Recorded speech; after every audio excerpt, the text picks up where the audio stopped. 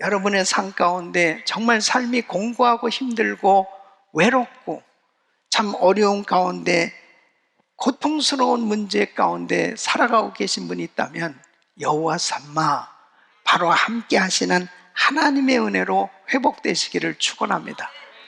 오늘 이 말씀을 통해서 여호와 삼마의 하나님의 은혜는 무엇인가, 또 어떻게 하면 이런 은혜를 받을 수 있을까 하는 것에 대해서 말씀을 드리려고 합니다.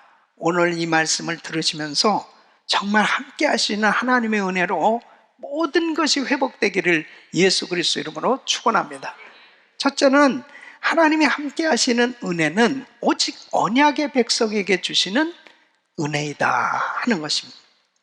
자, 보세요. 하나님은 아브라함을 부르시고 언약을 맺으셨어요. 하나님은 언약을 맺은 백성과 함께 해주시는 것을 볼 수 있습니다. 아브라함은 창세기 21장 22절에 보면 그때 아비멜렉과 그 군대 장관 비골이 아브라함에게 말하여 가로되 내가 무슨 일을 하든지 하나님이 너와 함께 계시도다. 아브라함과 함께 하는 것을 아브라함도 느꼈지만은 다른 사람들도, 주변 사람들도 분명히 알고 있었다고 말하고 있습니다. 또 이삭도 마찬가지죠. 창세기 26장 28절에 보면 그들이 가로되 여호와께서 너와 함께 계심을 우리가 분명히 보았으므로 우리 사이 곧 우리와 너의 사이에 맹세를 세워 너와 계약을 맺으리라 말했는데, 그러니까 이삭과 하나님이 언제나 함께 하셨습니다. 그것을 주변 사람들도 분명히 보았다 이렇게 말씀하고 있습니다. 또 창세기 46장에 보면 야곱이 이제 애굽에서 가족들을 데리고 이제 애굽으로 요셉을 만나기 위해서 이제 이주하잖아요. 그때 창세기 46장 3절로 4절에 보면 하나님께서 그 언약을 확인해 주시는 걸 볼 수 있습니다. 하나님이 가르치되 나는 하나님이라 네 아비의 하나님이 애굽으로 내려가기를 두려워 말라. 내가 거기서 너로 큰 민족을 이루게 하리라. 내가 너와 함께 애굽으로 내려가겠고, 함께 가시겠다는 거예요. 정녕 너를 인도하여 다시 올라올 것이며 요셉이 그 손으로 내 눈을 감기리라 하셨다. 그래서 약속대로 430년 뒤에 하나님은 이스라엘 백성들을 가나안 땅으로 인도하셨어요. 여러분, 출애굽한 상황도 그렇고 그리고 광야 생활도 그렇고 하나님이 이스라엘 백성들을 떠나지 아니하셨습니다. 언약된 백성이기 때문에 그 언약대로 항상 하나님이 함께 해주셨습니다. 그리고 이제 이 백성들이 광야에서 이제 예배를 드릴 수 있도록 성막을 짓게 해주셨습니다. 이 성막은 계속 옮겨 다니면서 예배 드리잖아요.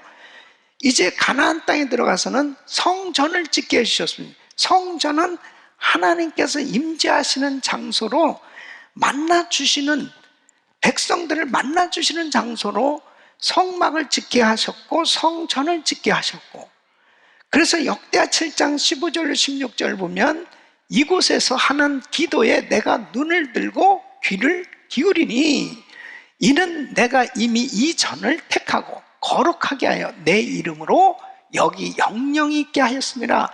내 눈과 내 마음이 항상 여기 있느니라. 그러니까 항상 임재해 계시는 그 하나님, 그 약속을 말씀하세요. 그래서 이스라엘 백성들의 가장 큰 문제가 생긴 것이 바로 성전이 파괴가 된 거거든요. 예배를 제대로 드리지 못했는데 이제 오랜 후에 에스겔 선지자를 통해서 하나님께서 이스라엘을 회복시켜 줄 것을 예언하고 있는데, 그것이 바로 첫 번째 회복이 성전을 회복시켜 주시겠다는 거예요. 성전을.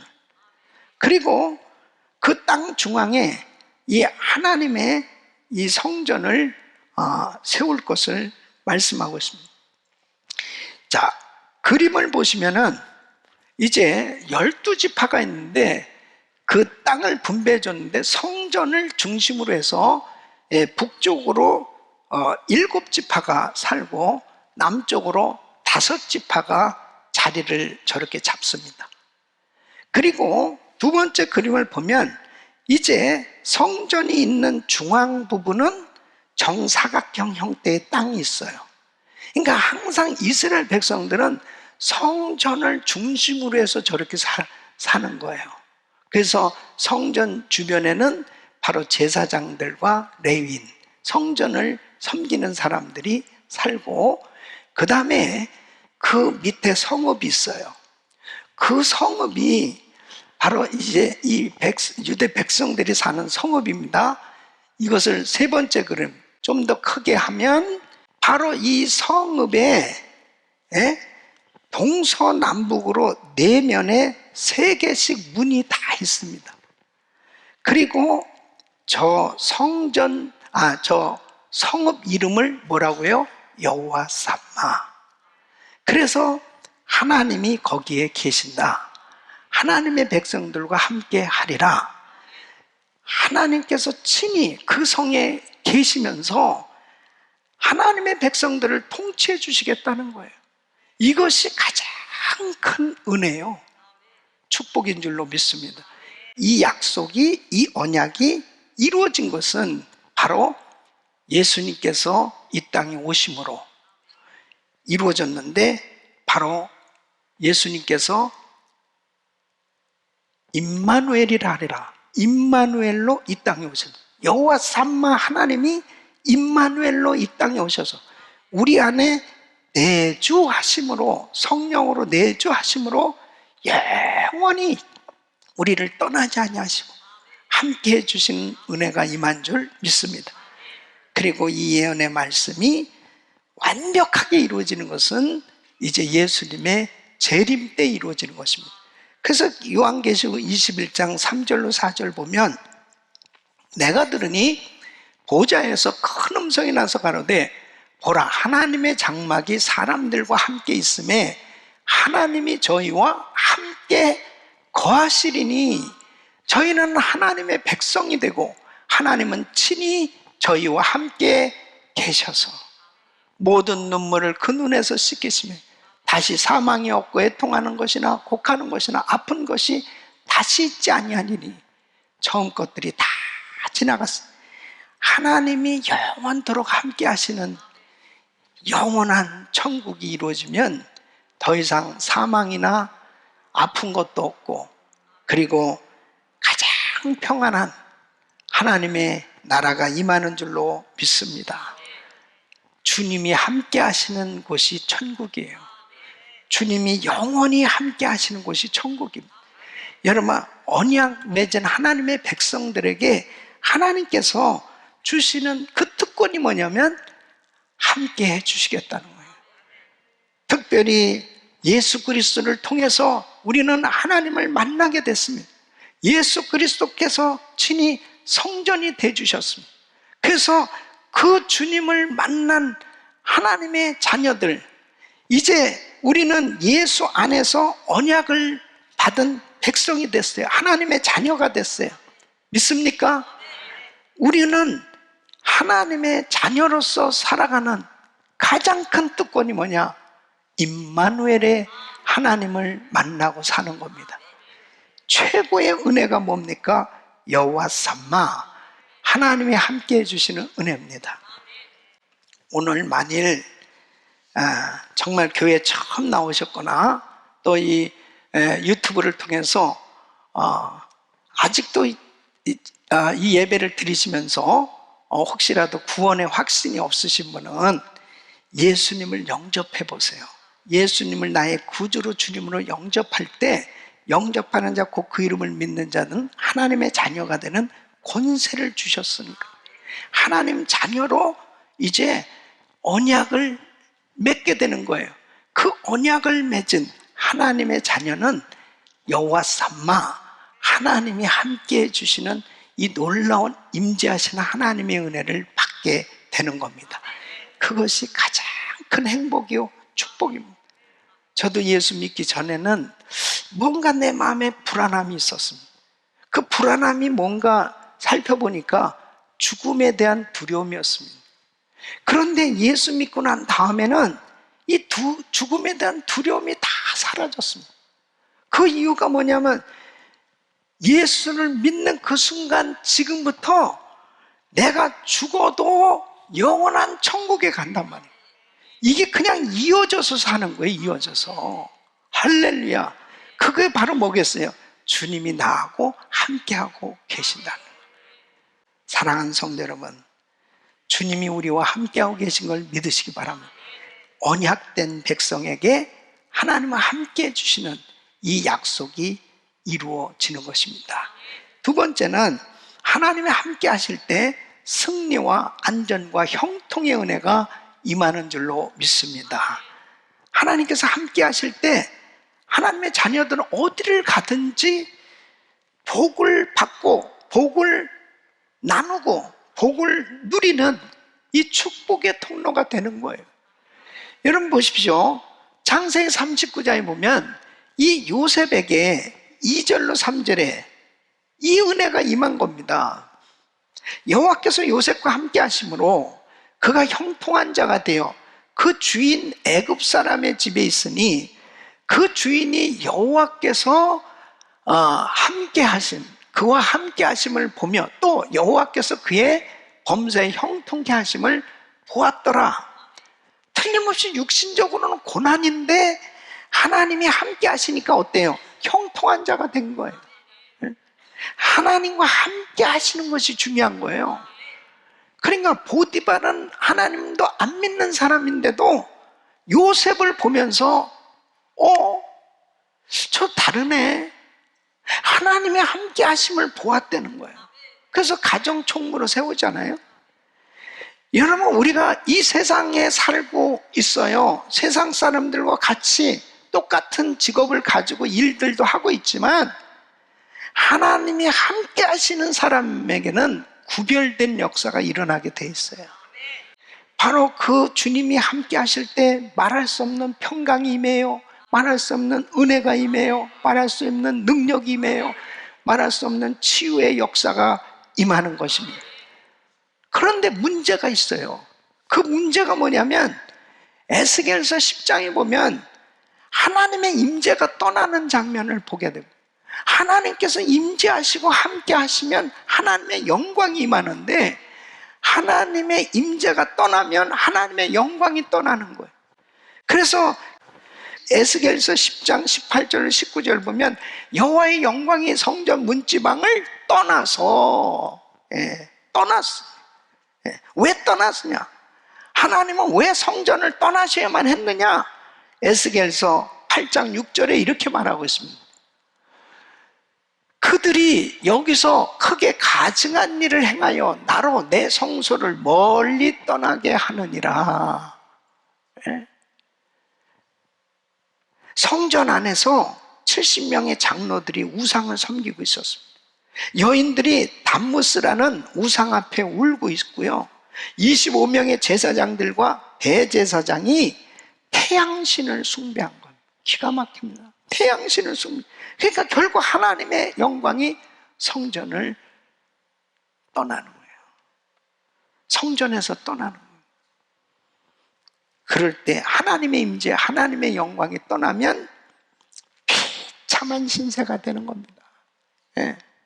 인생이 주님이 함께 해주셔야 빛나는 인생이 되는 거예요. 주님이 떠나시면 아무것도 아니에요. 그래서 BC 587년에 결국 이 유다는 시드기야 왕 때 바벨론의 세 번째 침공을 당하고 이제 예루살렘 성이 함락되고 성전이 파괴되고 사람들이 다 흩어지고 포로로 잡혀가. 먹을 물도 없고 음식도 없어서 굶주리고 말할 수 없는 고통스러운 그런 삶이 됐는데 가장 큰 고통이 뭐냐? 하나님의 영광이 떠난 고통이에요. 하나님의 영광이 떠나면 안 돼요. 여러분, 신약시대의 라오디가 교회가 그렇습니다. 라오디가 교회는 우리는 부자인데요, 우리는 부족함이 없습니다, 우리 잘 살아요. 근데 이 교회는 주님이 교회 안에 계시지 않고 밖에 계시다고 그랬어요. 내가 문 밖에서 두드리노니. 그러니까 주님이 임재하시지 않으면 부자가 무슨 소용이 있습니까? 부자교회가 무슨, 물질적으로 부자교회가 무슨 소용이 있고, 이렇게 성전을 아무리 잘 지어놨어도 주님이 임재하시지 않으면 무슨 소용이 있겠어요? 예? 계시록 3장 15절로 17절 보면, 내가 내 행위를 아노니 내가 차지도 아니하고 더 없지도 아니하도다. 내가 차든지 더 없든지 하기를 원하노라. 내가 이같이 미지근하여 더 없지도 아니하고 차지도 아니하니 내 입에서 너를 토하여 내치리라. 내가 말하기를 나는 부자라 부유하여 부족한 것이 없다나 내 곤고한 것과 가련한 것과 가난한 것과 눈먼 것과 벌거벗은 것을 알지 못하는. 사람들은 물질 손해보는 건 금방 느낍니다. 물질 잃어버린 거는요 금방 느껴요.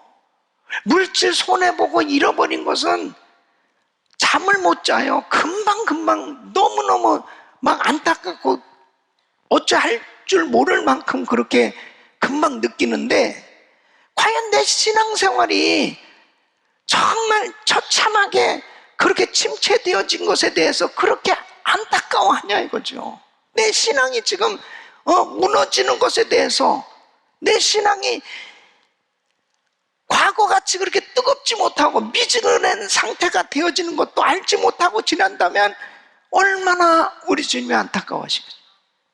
그러니까 1년간 이렇게 우리가 온라인으로 예배를 드리고 이 코로나 팬데믹 가운데서도 우리 성도들의 신앙만큼은 뜨겁게 타올라야 되는 거예요.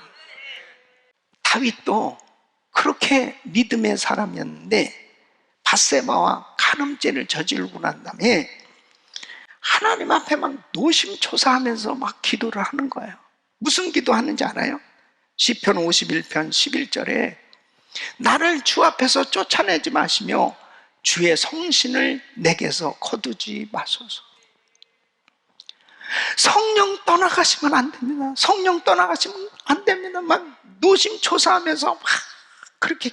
그러니까 이 다윗은 하나님의 임재를 아는 사람이에요.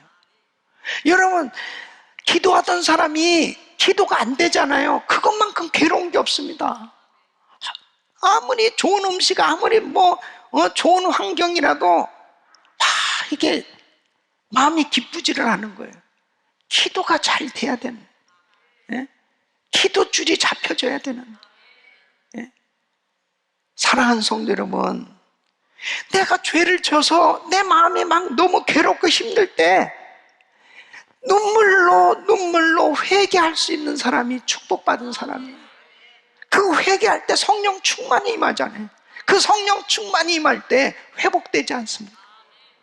사랑하는 성도 여러분, 여호와 삼마, 하나님이 나와 함께 하시는데 하나님이 나를 떠나지 아니하시고 나와 늘 함께 하시는 하나님의 영광이 우리 가정에, 우리 교회에, 나의 평생 생에 하나님의 영광이 임하기를 축원합니다.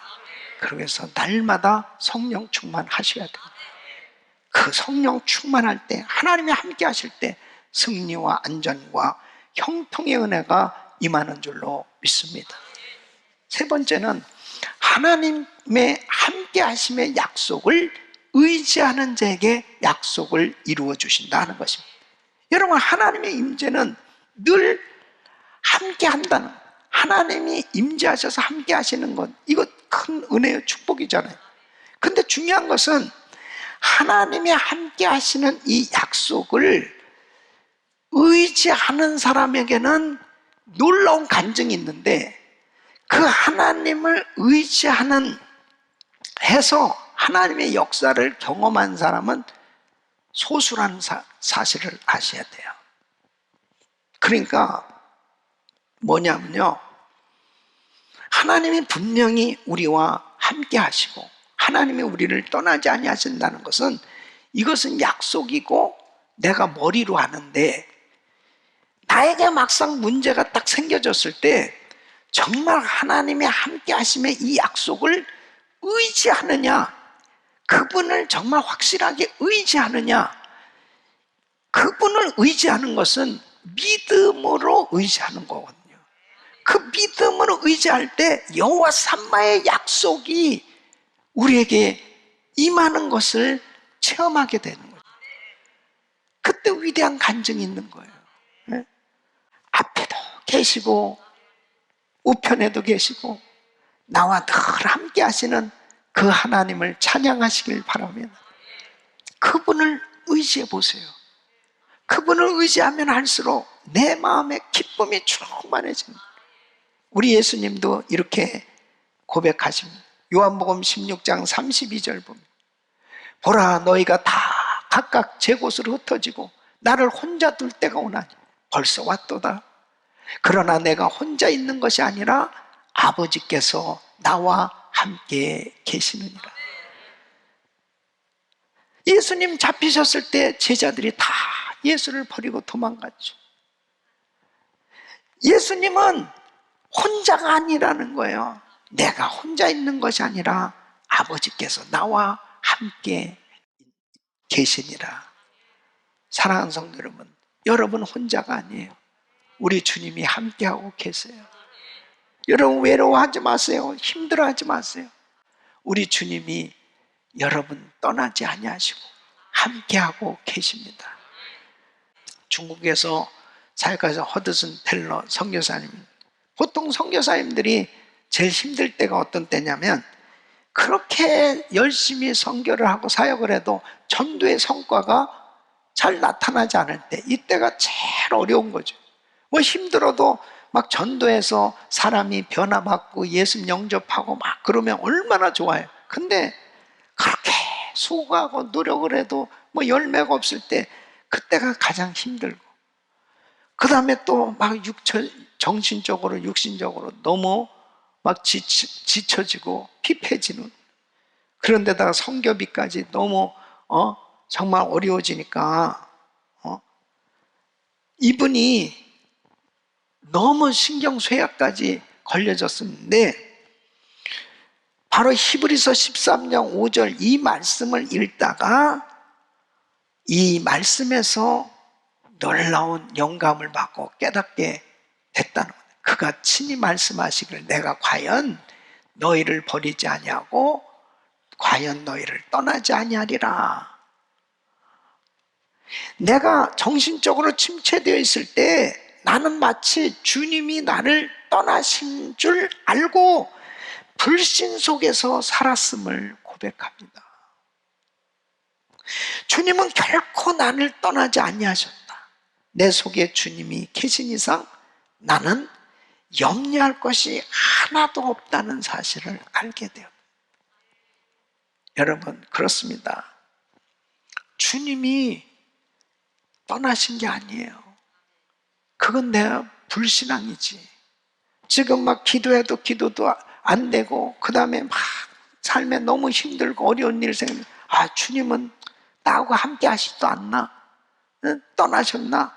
아니요. 내 속에 주님이 함께하고 계시단 말이에요. 믿습니까? 주님이 나하고 함께 하신 이상 염려할 것이 없어요. 우리 주님께서 다시 일으켜 주실 것입니다.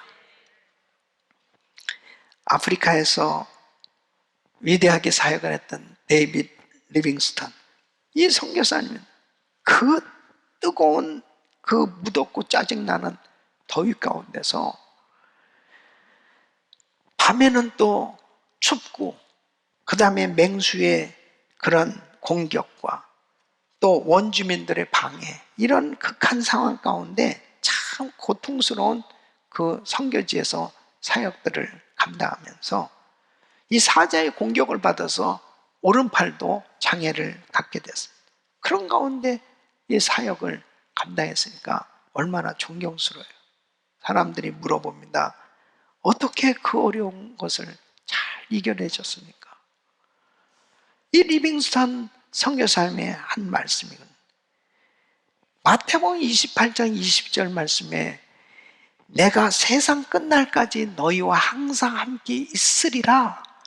바로 이 말씀과 예수님의 십자가가 나를 끝까지 붙들어 주셨기 때문에 감당할 수 있었다. 사랑하는 성도 여러분, 코로나 팬데믹이 언제 끝날지도 모르고 계속해서 우리를 위협하고 참 힘들게 하고 있어도 세상 끝날까지 내가 너희와 항상 함께 있으리라, 이 약속의 말씀은 그대로 이루어진 줄 믿으시고, 여호와 삼마, 우리 하나님이 우리와 함께하고 계신 걸 확실히 믿으시고, 임마누엘의 우리 주님이 우리의 손을 붙잡으시고 항상 우리와 함께 하신 걸 믿으셔야 됩니다. 2주 전에 우리 그룹 12의 김수영 집사님이 멕시코에 출장 갔다가 그 코로나로 인해서 다시 들어오지도 못하고, 그리고 그곳에 격리돼 있었는데 점점 심해져 가지고요, 이제 산소호흡기를 끼고 병원에 입원하게 되었잖아요. 얼마나 두려웠겠습니까? 그 멕시코 땅에서요, 거기에 낯선 곳에 어쨌든 병원에 들어가서 호흡기를 끼고 그런 상태에 있었는데, 참 감사한 거는요, 전화가 되더라고, 전화가. 예? 그리고 우리 1000번째 새벽 예배를 그 병원에서도 드릴 수 있다는 게 감사해요. 그러면서 기도해주고 기도를 받는 가운데 희망이 생겨지고 힘이 생겨지는 거예요. 주님이 함께하고 계시고 주님이 만져주시니까 치료받는다는 이 확신을 가지니까 하나님의 은혜가 임한 거예요. 그래서 회복돼서 완전히 완치돼서 이제 미국에 들어와서 오늘 예배에 참석한다고 얘기를 들었습니다. 할렐루야, 하나님께 영광. 기적 아니겠습니까? 여호와 삼마, 하나님은 거기도 함께하고 계시다. 하나님은 우리와 함께하고 계시다. 하나님과 함께 하시면 이 약속을 의지하는 자에게 여호와 삼마, 그 하나님의 임재하심, 함께 하시는 줄 믿으시고 어떤 환경 속에도 절대 포기하지 마시고 실망하고 낙심하지 말고, 하나님 우리와 함께하고 나와 함께하고 계신 걸 확신하고 날마다 승리하시기를 예수 그리스도 이름으로 축원합니다. 아멘. 기도하겠습니다.